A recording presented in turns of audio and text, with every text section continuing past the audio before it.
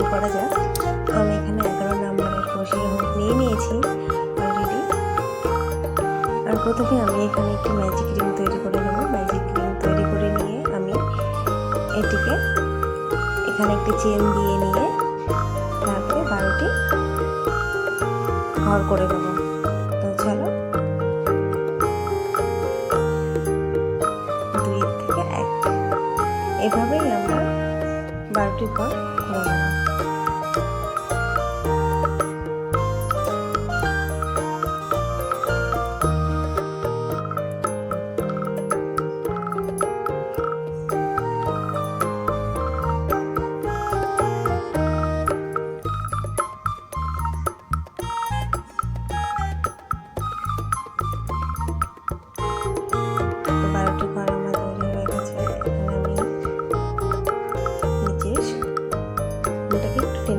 তাহলে এটা একটু ভালো টাইট হবে। তো তারপরে আমি এটাকে জয়েন্ট করে দেবো। 12টি ঘর তৈরি হয়ে গেছে। এবার আমি এটিকে ফার্স্টে যে চেন দিয়েছিলাম তার সঙ্গে আমি এটিকে জয়েন্ট করে দিলাম। জয়েন্ট করে দেওয়ার পরে আমি এখানে 3টে চেন দিয়ে নেব। চলো 3টে চেন করে নেওয়া যাক। 1টি 2টি 3টি 3টে চেন দেওয়ার পরে আরও একটি চেন দেবো আমি, কারণ এখানে চেন দিয়ে 2টি চেন দিয়ে তারপরে আমি পরের দিকে একটি ডাবল ক্রোশে করে নেব। এভাবে প্রতিটিতে আমি 2টো করে চেন দিয়ে ডাবল ক্রোশিয়া করে নেব। পরের ঘরে আমি ডাবল ক্রোশিয়া করে নেব। তো টোটাল কিন্তু আমার এখানে 12টি ডাবল ক্রোশিয়া হয়ে যাবে। প্রতিটির মাঝখানে 2টো করে চেন আমি অবশ্যই দেব।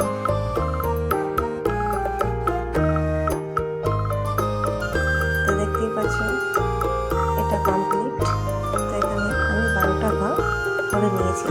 চেন যেটা ছিল সেটাও কিন্তু আমার একটি ঘর ডাবল ক্রোশিয়া। এরপরে আমি এখানে আবার 3টে চেন দিয়ে নিলাম। সেম ওই একই ঘরে আবারও আমি ডাবল ক্রোশিয়া করে নিলাম 2টো। এরপর আবারও 2টো চেন দিয়ে নেক্সট পরের ডাবল ক্রোশিয়াতে 2টো করে ডাবল ক্রোশিয়া দিয়ে আবারও 2টো করে চেন দেবো। এভাবে এই লাইনটা আমি সম্পূর্ণ করব। প্রত্যেকটা ঘরে 2টো করে চেন হবে, মাঝখানে আর 2টো করে ডাবল ক্রোশিয়া।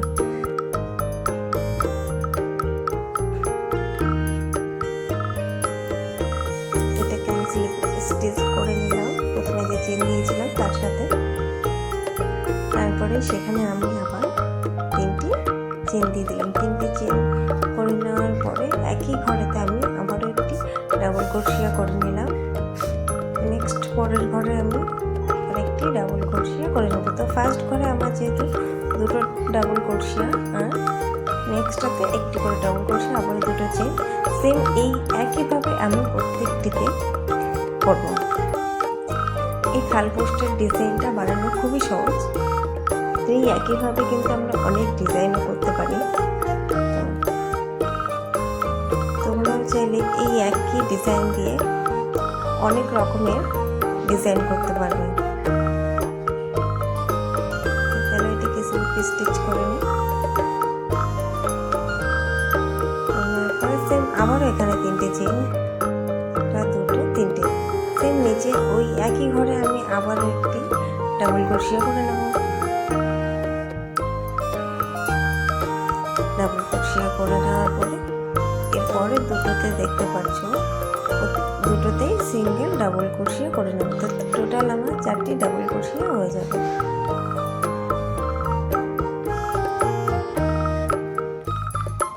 এভাবে প্রত্যেকটি লাইনে একটি করে ডাবল ক্রোশিয়া বেশি করে নেব।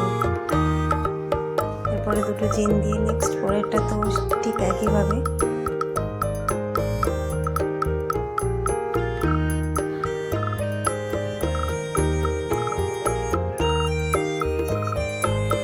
প্রত্যেকটিতে 4টে করে ডাবল ক্রোশিয়া।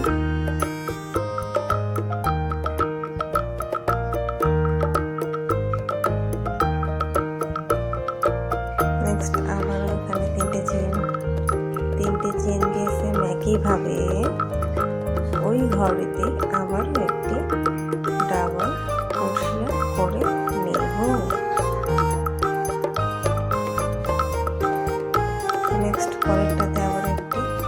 তো আগের ঘরে যেহেতু আমার ছিল 4টি ডাবল ক্রোশিয়া, তো এই ঘরে আমার হয়ে যাবে 5টি ডাবল ক্রোশিয়া এই লাইনটিতে।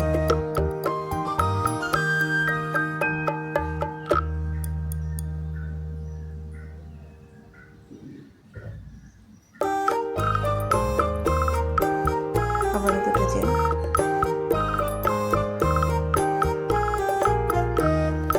চেন দিয়ে একইভাবে এই লাইনটিও এইভাবে সম্পূর্ণ করব।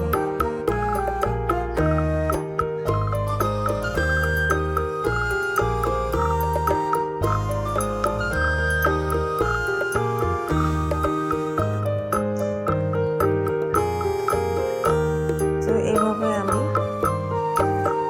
8টি লাইন করে নিয়েছি।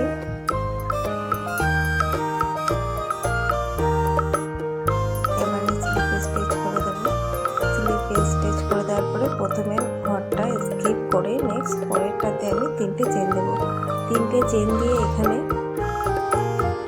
পরেরটাতে একটি ডাবল ক্রোশিয়া করে নেব। এইভাবে পরেরটাতে গিয়ে আমি ডাবল ক্রোশিয়া করব। তো টোটাল আমার এখানে 7টি ডাবল ক্রোশিয়া আর একটি লাইনে চেন, তো আমার হয়ে যাবে 8টি ডাবল ক্রোশিয়া। তো লাস্টে আমি একটি ঘর স্কিপ করব, সেটাতে আমি ডাবল ক্রোশিয়া করব না। ফার্স্ট অ্যান্ড লাস্ট এই দুটোই আমি ছেড়ে দিয়ে বাকি মাঝখানে 8টিতে ডাবল ক্রোশিয়া করে নেব। তো দেখতেই পাচ্ছ আমি প্রথমে আর লাস্টে এই দুটো ঘর করে নিই।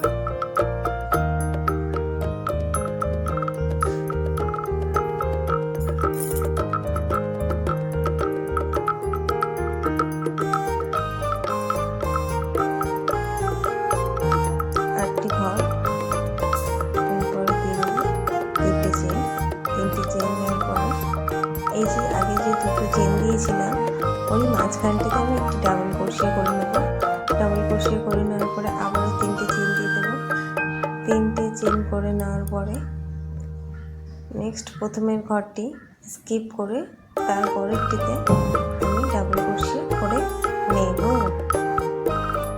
এভাবে এখানেও আমার টোটাল 8টি ডাবল ক্রোশিয়া হবে।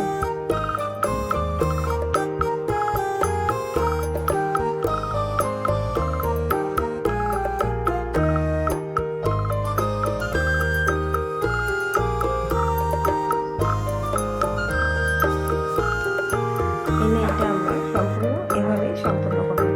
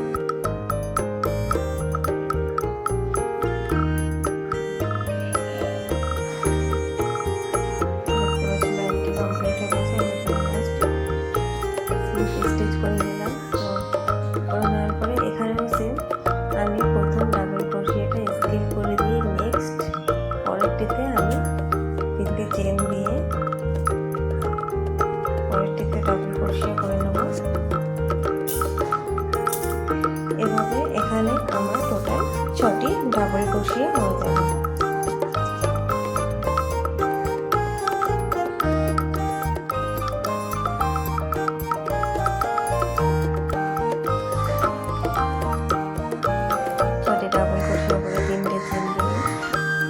ডাবল ক্রোশিয়ার উপরে আমি আরেকটি ডাবল ক্রোশিয়া করে নিয়ে এখানে আমি আরও দুটো চেন করে নেব। চেন করে নিয়ে আমি ওই ডাবল ক্রোশিয়াতে আরও একটি ডাবল ক্রোশিয়া করে নেব। করে নেওয়ার পরে আবারও 3টে চেন দিয়ে পরের ঘরটা বাদ দিয়ে পরের ঘরটিতে আমি ডাবল ক্রোশিয়া করে নেব। তো এখানে সেম 8টি ডাবল ক্রোশিয়া থেকে 6টি ডাবল ক্রোশিয়া চলে আসবে। এভাবে লাইনটা আমি সম্পূর্ণ করে এবার পরের লাইনটিতে যাব। তো পরের লাইনটিতে শুরুতেই বলেছি প্রথমে একটি ঘর স্কিপ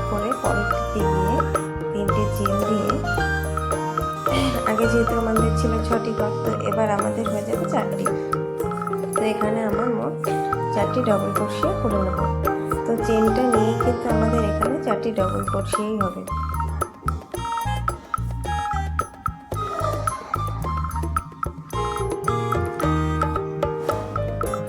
তারপরে এখানে আবারও 3টে চেন দিয়ে এটাতে করবো না, এই যে মাঝখানে দুটো চেন করে নিয়েছিলাম সেখানে আমি 5টা ডাবল ক্রোশিয়া করে নেব।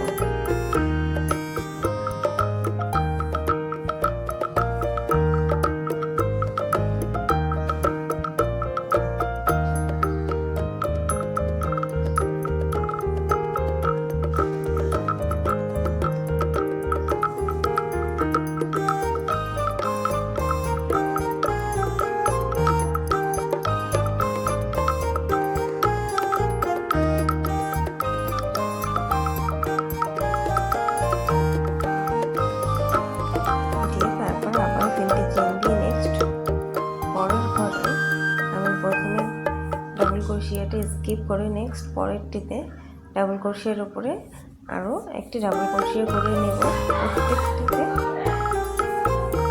এরপরে যে কটা থাকবে সে কটা আমি ডাবল ক্রোশিয়া করে নেব, শুধু ফার্স্ট অ্যান্ড লাস্ট এই দুটো স্কিপ করে দিয়ে। তো টোটাল আমার দেখতেই পাচ্ছি 4টি ডাবল ক্রোশিয়া হয়েছে।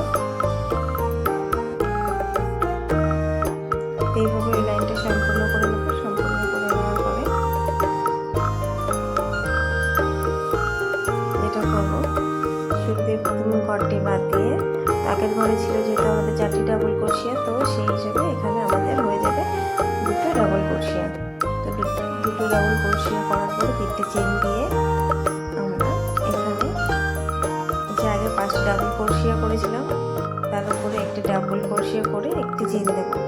নেক্সট পরেরটিতে আবার একটি ডাবল ক্রোশিয়া করে একটি চেন দিয়ে আবারও পরেরটিতে একটি ডাবল ক্রোশিয়া করে নেবো আর একটি করে চেন দেবো। তো 5টি ডাবল ক্রোশিয়ার উপরে আমার 5টি ডাবল ক্রোশিয়াই হবে।